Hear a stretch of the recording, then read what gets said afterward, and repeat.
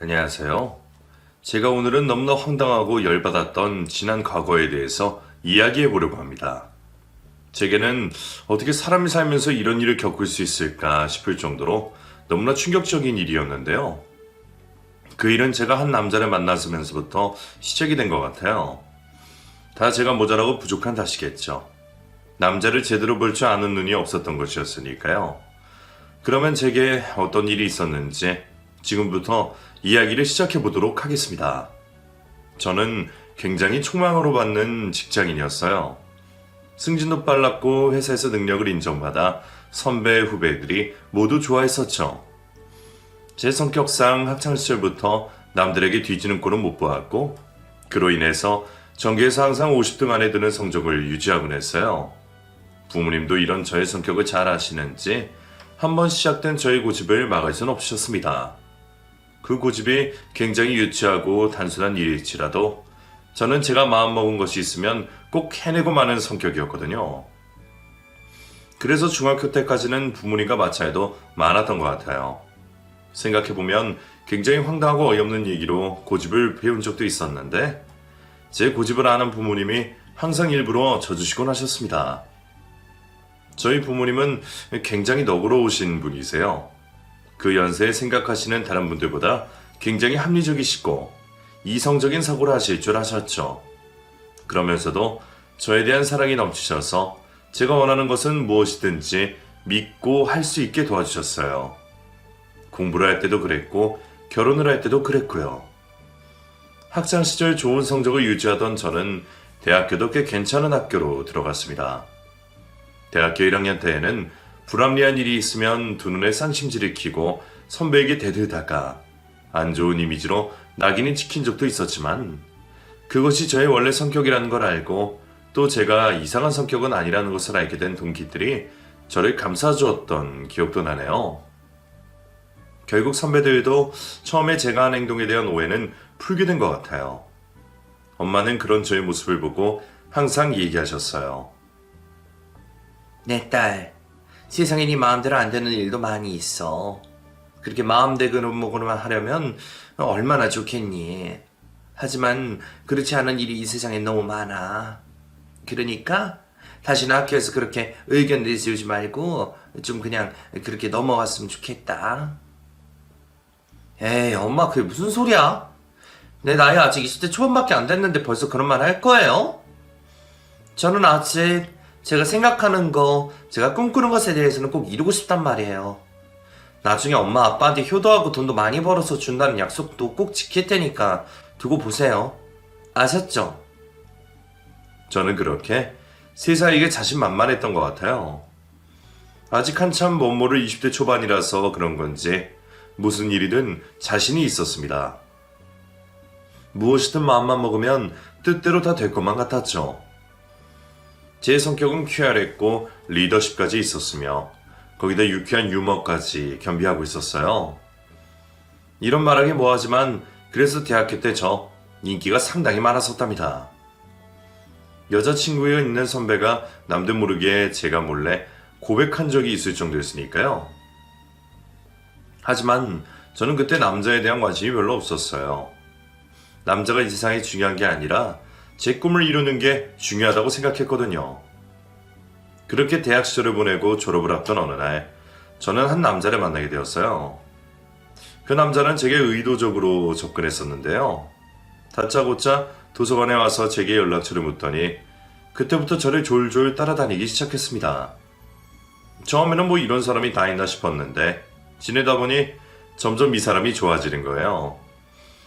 저의 일거수일투족에 대해 관심을 가져주고 또 몰래 지켜봐주면서 어려움을 당했을 때면 도와주기도 했었어요.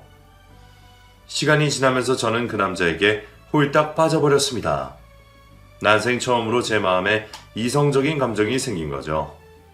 하지만 얼마 지나지 않아 그 남자는 다른 학교에 여자친구가 있던 사람이라는 것을 알게 되었습니다. 주변의 말을 잘 들어보니 제가 집안도 괜찮고 성격도 좋아 보였다면서 저에 대해 세세히 물어봤다고 해요. 그리고서는 저를 유심히 지켜봤다가 도서관에 따라왔고 의도적으로 접근을 했었고요. 버젓이 자기 여자친구 다른 학교에 다니고 있는데도 어쩌면 남자란 동물은 그런 생각을 할 수 있을까요?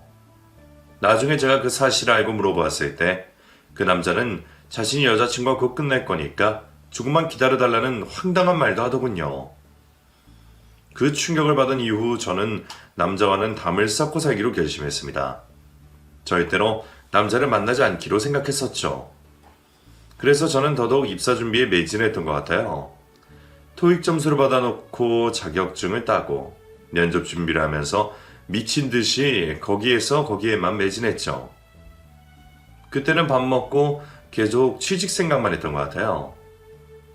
덕분에 졸업 후 1년 정도의 시간을 더 가진 후에 아주 좋은 직장에 들어갈 수 있었습니다. 연봉도 꽤 높았고 남들이 들으면 좋은 곳 어디라고 말이라 할 정도의 회사였죠. 부모님께 빨리 효도해드리고 싶은 마음도 있었지만 저는 그냥 제 자신에 대해서 인생에서 당당하고 멋진 여자로 살아가고 싶었던 것 같아요. 그게 저의 인생 목표라고 해도 과언이 아닐 정도였으니까요. 어떤 것이 정답이라고 할 수는 없지만 저는 저 나름대로 제 인생을 만족하면 살아갈 수 있었습니다. 입사라고 얼마 후부터 제 능력을 인정받을 수 있는 기회가 생겼고 타고난 쾌활한 성격으로 사람들과 금세 친해지게 되었죠. 그리고 그곳에서 입사 동기인 남자와 매우 친해졌습니다. 그 남자 역시 저와 같은 야망은 있는 사람이었지만 저보다는 고집이 덜 센 사람이었어요. 제가 가끔 부당한 회사 일에 흥분을 해서 의견을 내세우려 하면 조용히 저를 알려주기도 하고 조언을 해주면서 도움을 많이 받은 친구예요. 저희는 많은 것을 함께 했고 많이 소통했습니다.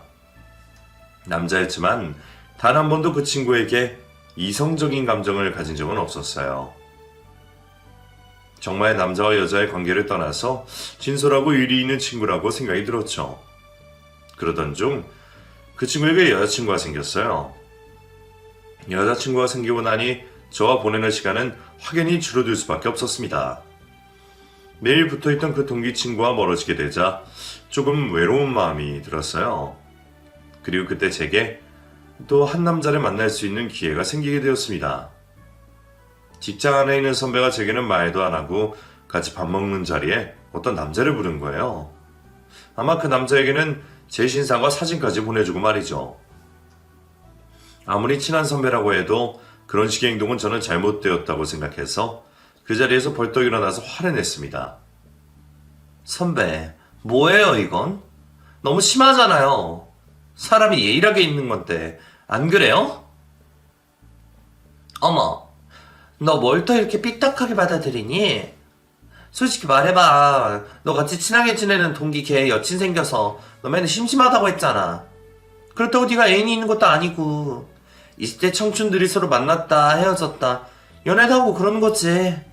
그게 뭐 잘못됐다고 이렇게 화를 내. 얼른 앉아 얼른. 선배, 그래도 저는 이건 아니라고 생각해요. 정말 저는 진짜 선배는 앉으라고 웃으면서 얘기했지만 저는 앉을 수 없었어요. 너무 화가 났거든요. 제 상식선에서는 도저히 이해가 안 됐어요. 씩씩거리면서 그대로 나가려고 하는데 그 자리에 나온 남자가 벌떡 일어나더니 선한 웃음을 지으며 제게 말했습니다. 죄송해요. 제가 나갈게요.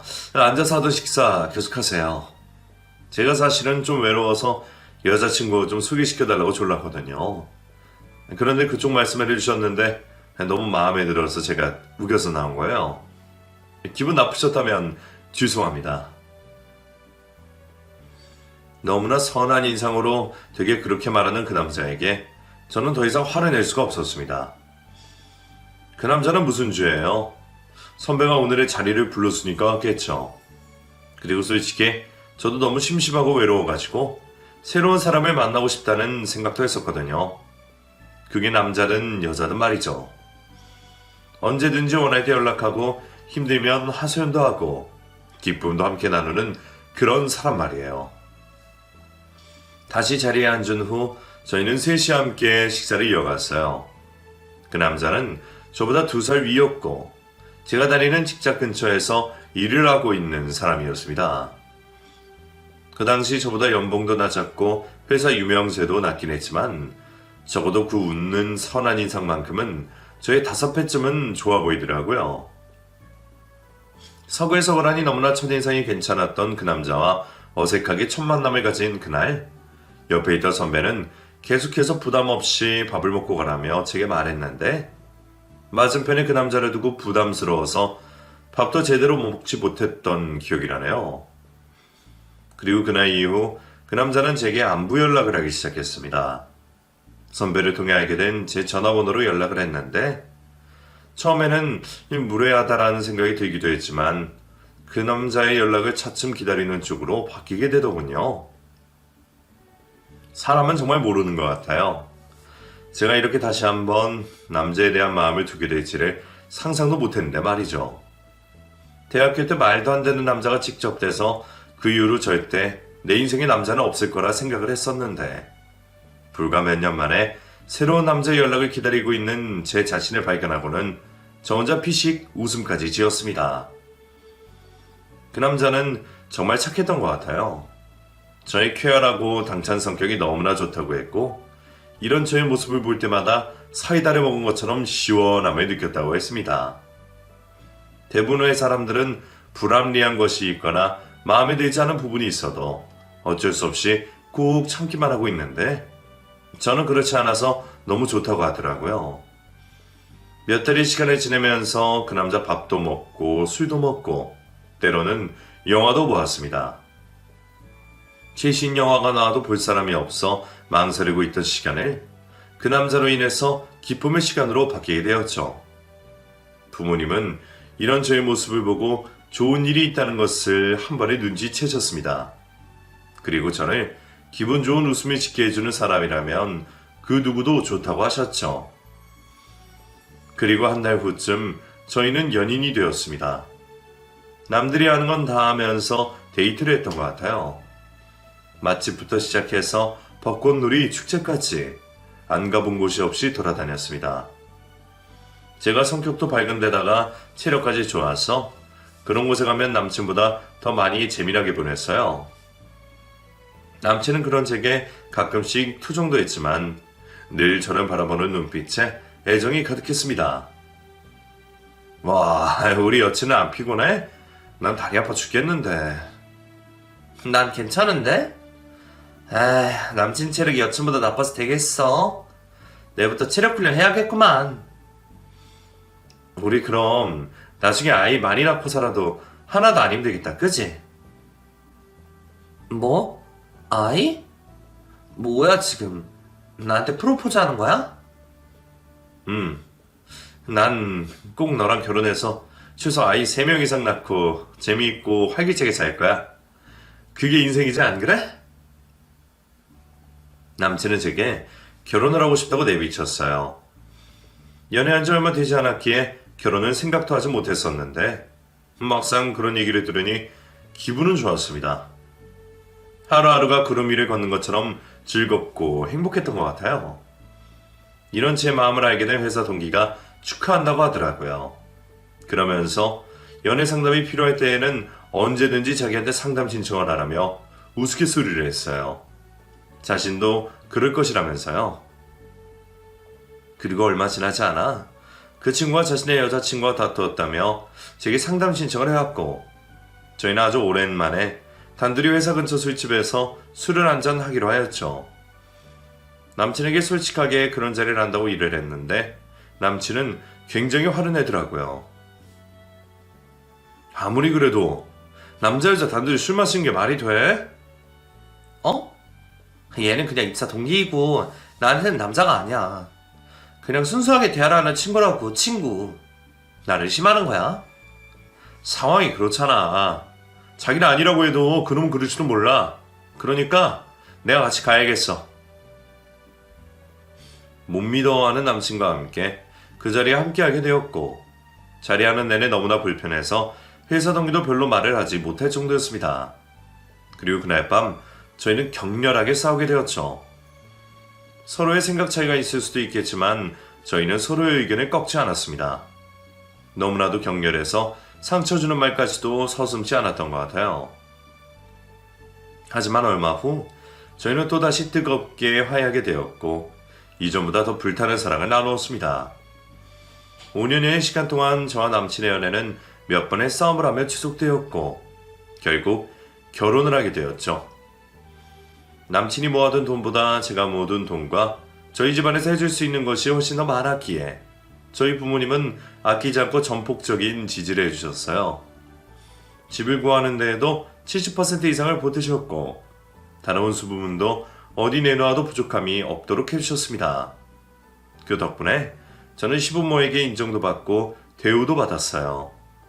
아가라고 부르시면서 맛있는 것도 많이 사주시고 때때로 백화점에 들어가서 예쁜 옷도 한 벌 사주셨죠. 우리 아가는 정말 내 마음이 쏙 들어. 우리 아들이 어디서 이런 여자를 만나게 된 건지 아직도 실감이 안 나네. 이제 아이만 낳으면 되겠다, 그치? 더도 말고 덜도 말고 딱 새만 낳아서 잘 키워보거라. 너 같은 성격이면 진짜 아이들이 밝고 건강하게 잘 자랄 거야.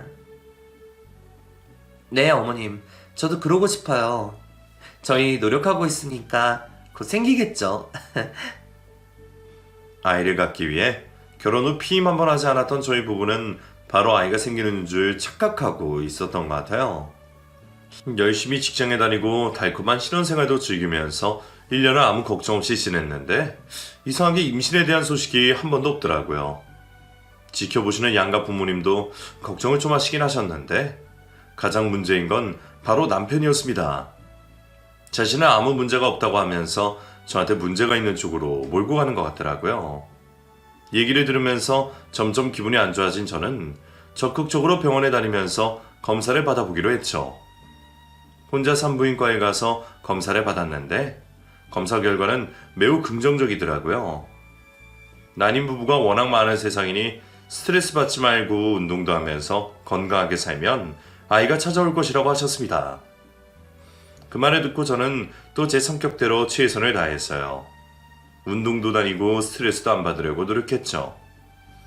하지만 시간이 지날수록 마음은 조급해졌고 임신에 대한 스트레스가 점점 커지기 시작했습니다. 특히 시모는 저를 만날 때마다 혹시 좋은 소식이 없느냐고 물으셨고 한숨을 쉬시며 실망한 표정을 지으실 때 정말 너무 스트레스를 받아 미쳐버릴 정도였어요. 결혼 후 5년쯤 지났을 때에는 제 스스로가 자포자기한 심정이 생기더군요.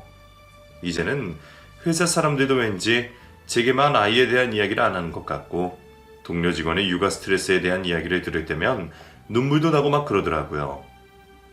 그 시기 즈음에 저와 친했던 입사 동기도 속도 위반으로 결혼을 해서요. 어찌나 부럽던지 차라리 저도 속도 위반이나 해서 결혼을 했으면 좋았을 것이라는 생각도 했었네요. 그런데 얼마 지나지 않아 그 친구의 와이프가 유산했다는 소식을 듣게 되었고 저는 위로해주기 위해서 그 친구와 자리를 한번 하게 되었습니다. 어쩌면 좋냐. 그래도 아직 네 와이프도 젊고 그러니까 빨리 몸 회복하고 다시 가져. 힘내라. 고맙다. 네 사정도 이런데 나한테 위로까지 해주니 몸둘 바를 모르겠네. 너도 곧 좋은 일 있을 거야. 그러니까 지치지 말고 힘내자. 요즘 너를 보면 예전에 비해 목소리 톤보다 많이 낮아졌어. 표정도 안 좋고. 그랬나? 나도 너무 힘든가 봐. 너니까 편해서 이런 얘기도 잘 나온다, 친구야. 고마워. 한창 편안한 시간을 갖고 있는데 시모에게서 전화가 왔어요. 다짜고짜 당장 집으로 들어가라고 소리를 치시며 화를 내시더라고요. 네가 이러니까 애가 안 생기는 거다. 다른 남자고 단둘이 술을 마셔?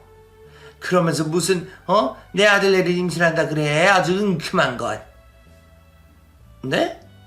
어머님, 이 친구는 남자가 아니라 회사 입사 동기예요. 그저 마음 편히 지낼 수 있는 친구라고요. 됐다. 그런 소리 집어치워라. 정말 실망이다. 네가 어쩌면 그럴 수가 있냐? 알고 보니 제가 남편에게 다른 친구를 만난다고 했었는데 남편이 제 회사 근처에서 기다리다가 저와 동기 남자애가 함께 술집에 들어가는 것을 보았나 보더군요. 그리고는 제게 물어보지도 않고 곧장 시모에게 전화를 걸어 낱낱이 고자질을 했던 것이고요. 너무나 유치하고 황당한 남편의 행동에 할 말을 잃었습니다. 그날 이후 남편과 저는 냉랭한 기운이 감돌기 시작했고 항상 화끈하게 먼저 다가가서 화해의 손길을 내밀던 이번에는 그러지 않았어요. 둘이 있어도 어색함이 감돌았고 서로의 마음속 이야기는 꺼내지도 않았던 것 같아요. 그렇게 시간은 7년, 8년쯤 지나고 있었습니다. 그 시기는 제가 회사에서 승진을 앞두고 어떤 금 프로젝트를 맡았던 시기이기도 해요.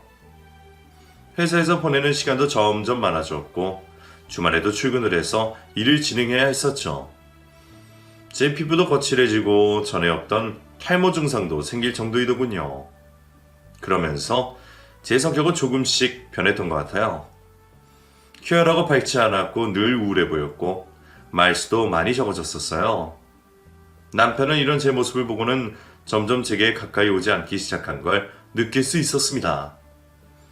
말끝마다 제가 변했다고 하면서 자기가 사랑했던 여자의 모습으로 돌아오라고 하는데 현실성 없는 남편의 말에 또 싸움이 시작되기도 했죠.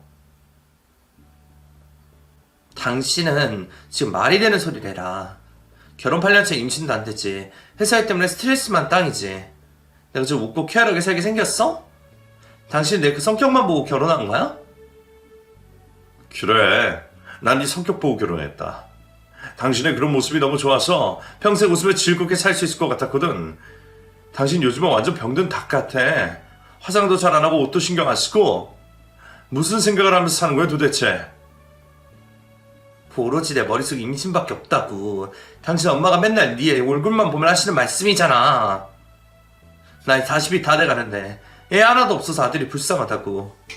당신이 그 말 들으면 멀쩡한 정신일 것 같아?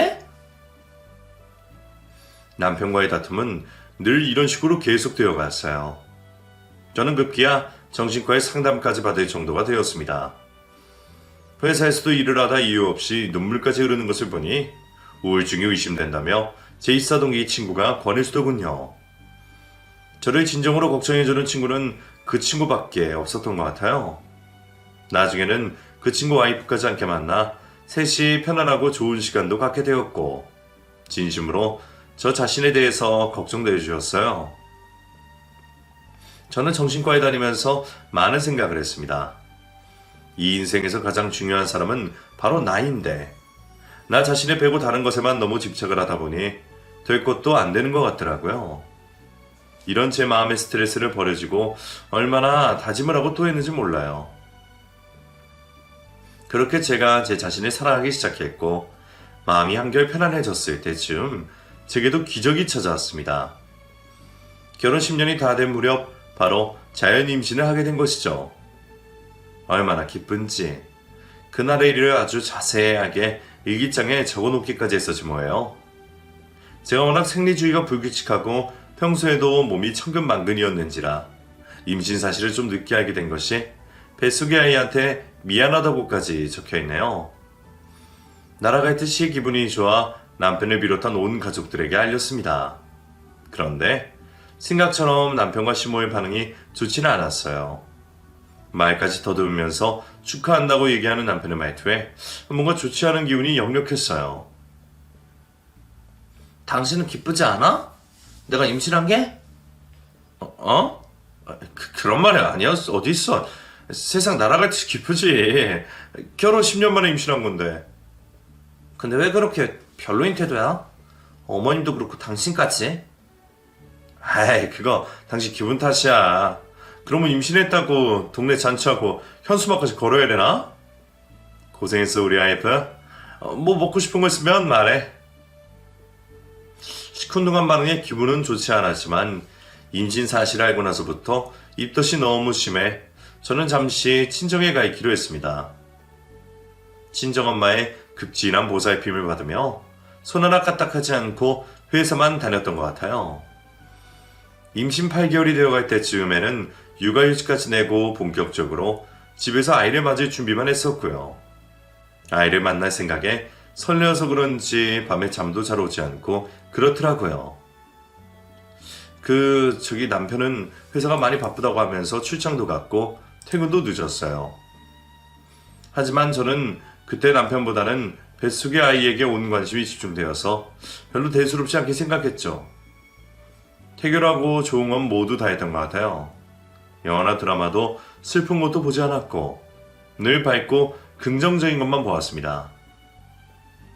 클래식 음악을 들으면 정서적으로 도움이 된다는 말에 평소에 듣지도 않는 지루한 모차르트 음악을 들었으며 적성에 맞지 않는 뜨개질까지 하면서 차분함을 유지하려고 했었죠.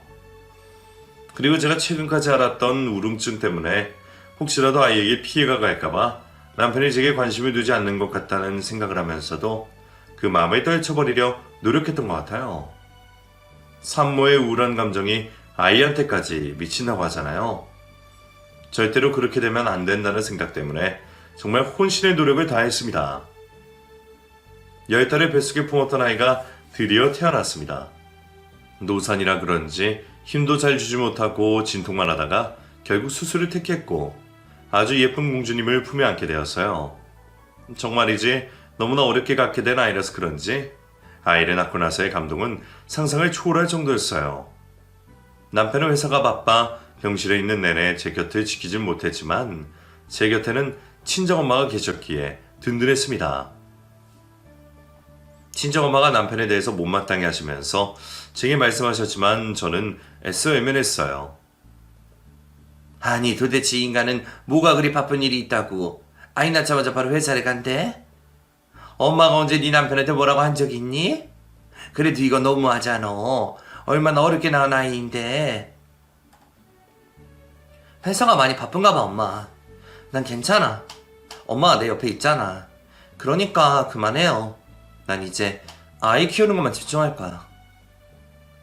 서운한 마음을 애써 감춘 채 퇴원을 한 후 조리원으로 가게 되었어요. 산모를 집중적으로 회복할 수 있는 곳이었기 때문에 모든 시스템은 산모 위주로 돌아가는 곳이었습니다. 다른 곳보다 조금 비싸긴 했지만 그만큼 깔끔했기에 만족스러웠어요. 사실 이 조리원 비용을 미리 내주신 것도 저희 부모님이셨어요. 남편이 그때 돈이 넉넉하지 않다고 했고 시모 역시 병원비 때문에 힘들다고 하셨었거든요. 화끈한 친정엄마가 망설임 없이 내주셨기에 부담 없이 저는 이곳을 선택했었습니다. 하루 이틀을 지나게 되면서 그곳에서 굉장히 밝은 성격의 조리원 동기와 친해지게 되었어요. 태명 꼬물이 엄마라고 자신을 소개했는데 그 동기는 마치 저의 젊을 때의 모습을 보는 것처럼 큐애라고 명랑했죠. 친근감 있게 제게 언니라고 부르면서 자기랑 친해지자고 말을 먼저 걸던 그녀의 미소가 너무 예뻐서 저도 금세 친해질 수 있었습니다. 언니, 저보다 5살 위라고 하셨죠? 저 언니 가는 게 소원이었는데 제 언니 해주시면 안 돼요? 사실 여기 사람들 많은데 언니가 딱 제 마음에 들었거든요. 제가 이렇게 직진 스타일이에요? 그래, 그러지 뭐. 직진 스타일 정말 보기 좋다. 나도 그런 스타일이었는데. 세상 풍파를 겪다 보니 좀... 풍파요? 무슨 풍파요? 언니처럼 능력있고 얼굴도 예쁜 사람이 풍파를 겪을 일이 뭐가 있어요. 풍파는 저 같은 사람이나 겪는 거예요. 저는 부모님도 안 계시고 눈칫밥 먹느라 잘 배우지도 못했거든요. 무슨 일인지 모르겠지만 힘내세요 언니. 고마워. 자기랑 얘기를 하고 있으니 너무 힘이 난다. 이렇게 편안하고 웃고 떠드는 게 얼마만인지 몰라. 요즘은 조리원 동기 모임도 하고 그러는 거 아시죠? 우리 앞으로도 쭉 이렇게 잘 지내요 언니? 큐애한 성격의 그녀와 하루 종일 붙어 있었습니다. 산모를 위한 체조와 베이비 마사지 같은 체험 교실에도 늘 옆자리에 앉아 제잘 거렸고 아이를 위해 유축을 할 때에도 함께 하기도 했었어요. 5살이나 어려서 그런지 살짝 보게 된 그녀의 몸은 탄력이 있었고 솔직히 조금 부럽기도 하더군요. 남편은 회사 일이 바쁘다고 하면서 조리원에 있지 않고 시댁에서 출퇴근을 하고 있었습니다. 저는 못내 서운해서 몇 번이나 말을 했지만 남편은 미안하다는 말만 하면서 계속 미루더군요. 근데 조리원 동기인 그 동생의 남편도 한 번도 오지 않더라고요. 사실 그 동기의 남편은 아직 결혼하지 않은 관계였고 결혼식도 조금 미루고 있다고 했어요. 언니 사실 저는 아직 결혼도 못했어요. 동거도 아니고 그냥 제 자취방에서 놀러오고 자고 가기도 하고 그러다가 임신이 된 거거든요. 빨리 결혼하자고 했지만 회사가 바쁘고 그렇다고 차일피일 미루고 좀 그렇네요. 그래도 남친 어머님이 조리원 비용도 내주고 아이 낳을 때 병원에도 오셔서 마음이 조금 풀리긴 했어요. 아니 그래도 임신한 거 알면 바로 결혼을 해야지 왜 미뤘대? 나는 이해가 안 가는데? 어쨌든 최대한 빨리 이 혼인신고부터 해야 될 것 같아. 알았지? 언니 말 꼭 들어. 알았어요 언니. 혼인신고 할게요. 고마워요 언니. 정말 제 언니처럼 저 걱정해주는 사람 있으니까 이렇게 마음이 든든하네요. 언니 정말 제 언니 하는 거예요 평생? 그녀와의 만남은 매일매일이 너무 좋았고 시간이 흘러 어느덧 조리원을 퇴실한 날짜가 다가왔습니다. 남편에게 그녀에 대한 이야기를 하면서 꼭 소개를 시켜주고 싶다고 했죠. 앞으로 제 인생에 꼭 필요한 사람이 될 것 같은 예감이 있다고 해서 불편하다던 남편과 기어코 인사를 시켜주기로 했어요. 남편은 소가 도살장을 끌려가는 표정을 하며 어거지로 조리원에 등장했고 저는 바로 그 조리원 동생을 불러 제 남편을 소개시켜 주었습니다. 그런데 소개를 시켜주자마자 두 사람의 얼굴이 새빨개지더라고요. 인사도 못하고 그저 새빨개진 얼굴을 하고 가만히 바라보고만 있더니 조리원 동기가 먼저 입을 열었습니다. 오빠, 오빠가 왜? 저기 사람을 혼동하신 것 같아요. 남편과 조리원 동생의 대화가 오갔고 뭔가 이상한 마음이 들은 저는 조리원 동기에게 물었어요. 꼬물이 엄마 왜? 아는 사람이라 착각한 거야, 어? 언니, 언니 이 사람, 이 나쁜 놈이 언니 남편이라고요? 말도 안 돼요. 말도 안 돼. 이 사람 꼬물이 아빠라고요. 어떻게 이런 일이 어떻게? 아니 그게 무슨 말이야? 꼬물이 아빠라니. 그게 도대체 무슨 말이냐고.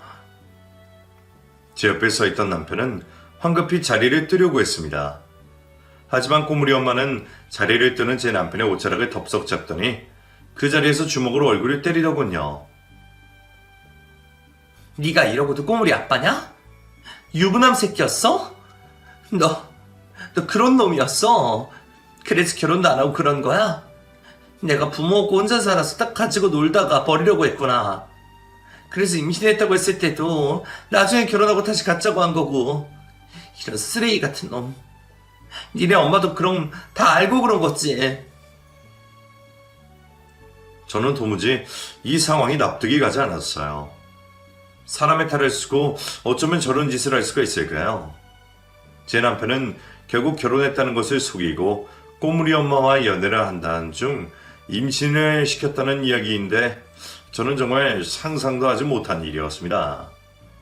그래서 그렇게 출장이 잦고 퇴근 시간도 늦었던 거예요.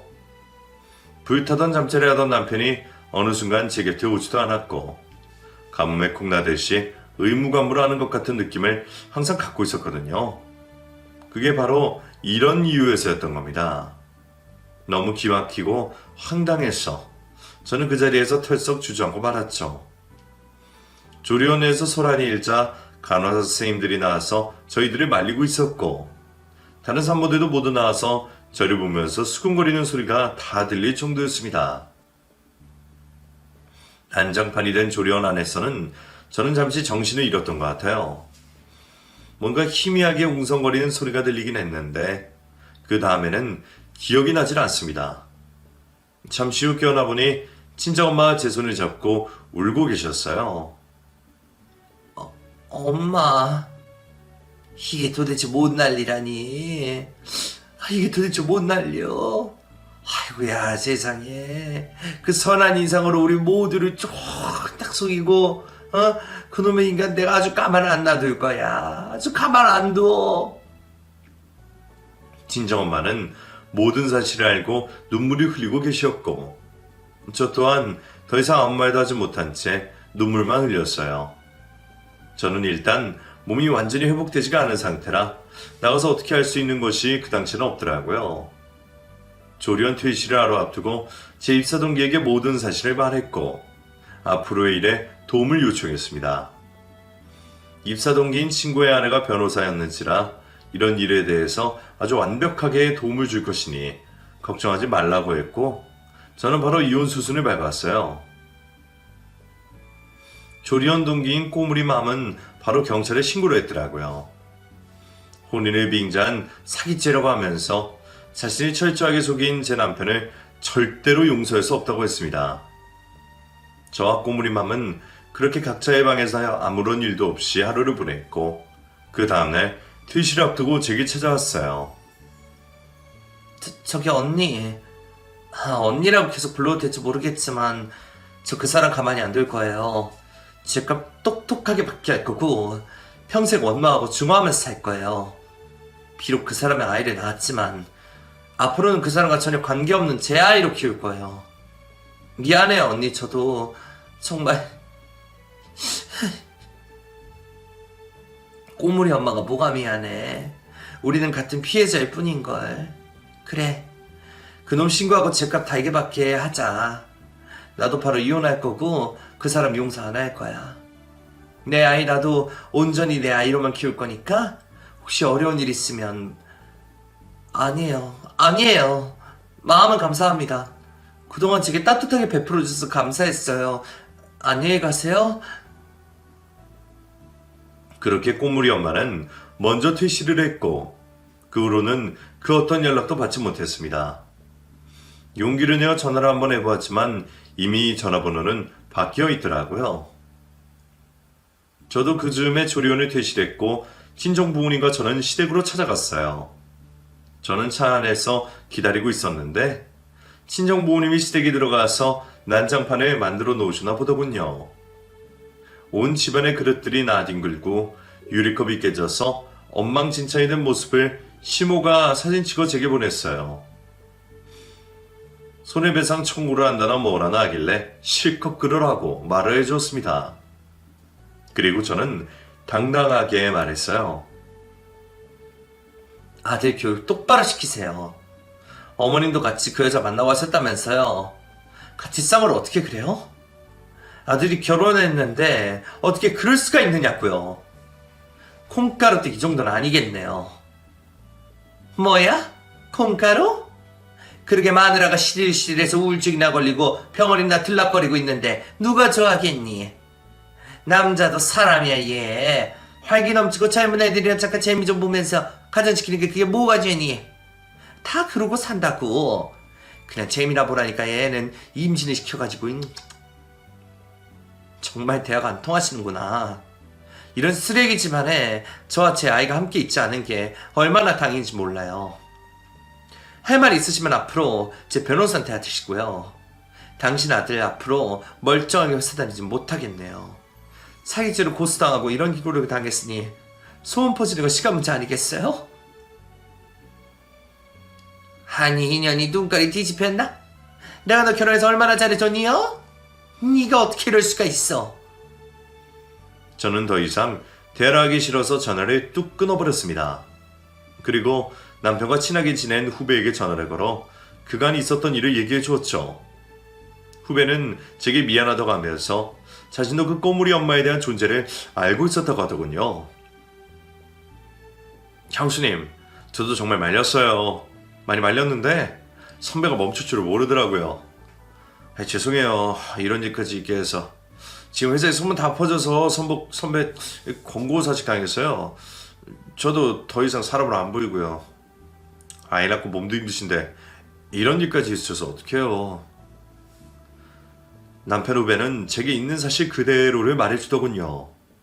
저는 그 후로 남편을 참아 혼자서는 만나지 못하겠더군요. 혹시라도 제가 충격을 받아 쓰러질 수도 있을 것 같아서 친정엄마를 대동해서 남편을 만났어요. 남편은 너무나 뻔뻔하게도 자신은 그냥 잠깐 만나고 끝내려고 했는데 그 여자가 찰거머리처럼 붙어서 놔주질 않았다고 했습니다. 아니 뭐 내가 임신할 줄 알았나? 지우라고 몇 번이나 말했는데. 그리고 그 조리원은 우리 엄마가 해준 거야. 근데 당신도 거기를 선택해서 그래서 내가 거기도 못 간 거고. 뭐? 그걸 지금 말이라고 해? 네 애인 조리원이랑 똑같아서 못 온 걸 나한테 말이라고 하는 거냐고. 나라고 왜 얘기 안 보고 싶었겠어? 나라고 당신이 임신한 게 안 좋겠어. 근데 걔가 며칠 전에 임신했다고 말한 상태라서 내가 마음이 복잡해서. 저는 그만 철썩 소리가 나도록 아주 세게 남편의 뺨을 갈겼습니다. 더 이상 말하지 마. 그 어떤 말도 하지 마. 이 쓰레기 같은 놈아. 너는 사람을 그냥 네 놀이객감으로만 삼는 놈이야. 내가 아이 못 가져서 힘들고 스트레스 받고 우울증까지 겪을 때 넌 놀려고 다른 여자 찾은 거였냐? 그거 니네 엄마도 응원해준 거고. 그래 됐다. 너네 식구들은 그렇게 평생 살아라 알았냐? 여보, 저기 근데 있잖아. 나 그래도 먹고 살기는 해줘야지. 자기가 우리 회사에다가 말 좀 잘해주면 안 될까? 갑자기 잘려서. 남편은 그 선한 인상으로 끝까지 제 마음을 갈기갈기 찢어 놓았더라고요. 저렇게까지 말한 남편을 보고 너무 화가 나고 속이 답답해서 그 앞에 서 있기도 힘들더라고요. 결국 친정엄마와 저는 그 길로 나와버렸고 더 이상은 울지도 말자고 다짐했어요. 눈물 한 방울도 아까운 놈이었으니까요. 그 후로 저는 이혼소송을 통해 아이의 양육권도 가져오고 재산 분할에 대해서도 유리하게 판결이 났습니다. 남편과 시모는 끝까지 남자들은 다 이렇다면서 다시 한번 용서하고 새 출발하라고 했지만 저는 상정도 하지 않았죠. 사기죄로 고소를 당한 남편은 큰 벌금형에 처해졌고 벌금에 낼 돈이 없다면서 제게 꼬물이 엄마랑 친하니까 설득해달라는 문자까지도 보내더라고요. 어쩌면 사람의 더러운 끝을 이렇게 볼 수가 있을까요? 제가 그토록 사랑하고 믿었던 그 남자에 대한 모든 것을 그날 이후로 다 잊어보기로 다짐하고 노력했습니다. 완벽하게 되지는 않겠지만 앞으로 최소한 그 남자 때문에 그리워하며 눈물을 흘리는 일은 없을 것 같더라고요. 아이는 제 품에서 잘 자라고 있습니다. 친정이 들어와서 살기 시작하면서 저도 조금 안정을 되찾았고 아이 역시 잘 웃고 잘 자고 잘 먹고 콩나물처럼 쑥쑥 크고 있어요. 아직은 아니지만 아이가 아빠라는 말을 할 줄 알게 된다면 남편을 자주 만나게 해줄 생각이에요. 남편 역시 아이들을 워낙 좋아했었기에 충분히 아이에게는 좋은 아빠의 역할을 해줄 수 있을 거라 생각이 들어요. 부모님이 제게 해주신 말씀이 기억나네요. 인생이 때로는 마음먹은 대로 잘 되지 않을 때가 많이 있다는 것을 말이에요. 제게는 공부, 취업, 인간관계는 다 좋았었지만 결혼이 제 마음대로 되지 않은 가장 최악의 실수였던 것 같아요. 하지만 이제는 그것도 제 긴 인생에서 도움이 되었다고 생각합니다. 적어도 선한 인상 하나만 갖고 사람을 철석같이 믿고 의지하지는 않을 것이니까요. 저와 제 아이의 앞날에 항상 웃음과 행복이 가득하길 응원해주세요. 저 역시도 이 채널에서 듣는 사연자 모두에게 늘 좋은 미래가 있기를 기원하고 있습니다. 제 사연은 여기까지예요. 끝까지 들어주셔서 감사드려요.